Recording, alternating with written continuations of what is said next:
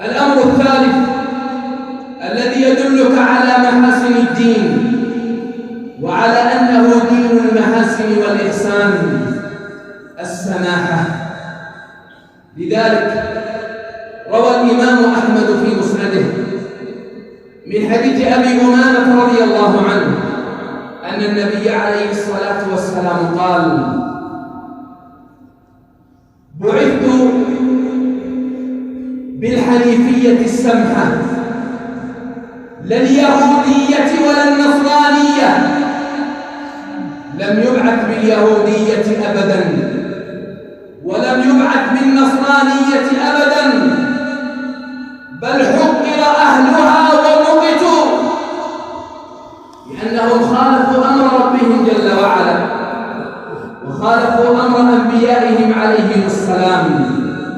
وأما نبينا عليه الصلاة والسلام فقد جاء بالحنيفية السمحة، جاء بالتوحيد الخالق لله جل وعلا، جاء بدين اليسر الذي ليس فيه تشدد ولا تزمت ولا إرهاب. لذلك يقول ربنا جل وعلا: ما جعل عليكم في الدين من حرج، ما يريد الله ليجعل عليكم من حرج ولكن يريد ليطهركم ويتم نعمته عليكم. انظر يا عبد الله، ويقول سبحانه وتعالى: لا يكلف الله نفسا إلا ما آتاها. ويقول جل وعلا: لا يكلف الله نفسا إلا وسعها. وهو دين السماحة. ولو نظرت يا عبد الله، دين الإسلام يسر من أصله.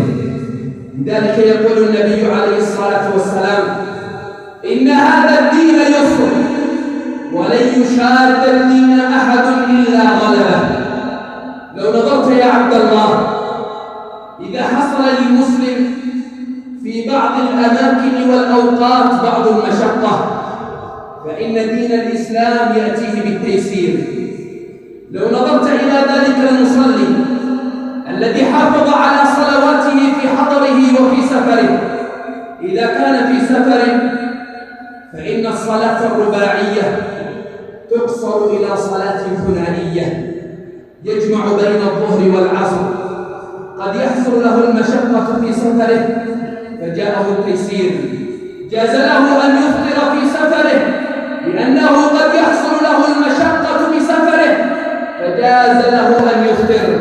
ذلك المصلي الذي لا يقدر على القيام في الصلاة جاز له أن يصلي وهو جالس، فإن لم يستطع الجلوس في صلاته جاز له أن يصلي على جنبه. إذا فهو دين السماحة يا عباد الله، لا كما يزعمه الزاعمون ويذمه المذمومون أنه دين تزمت وتشدد. كلا والله، دين جاء لجلب منافعك، جاء لدفع مضارك، جاء لحياة سعيدة في الدنيا والآخرة. فلو نظرت يا عبد الله إلى سماحة هذا الدين لرأيته أمرك بأمور دنيوية تفيدك في معيشتك الدنيوية وتفيدك كذلك في الآخرة من اللجوء والحسنات والرفعة. لنظرت أن كل ذلك موجود في هذا الدين.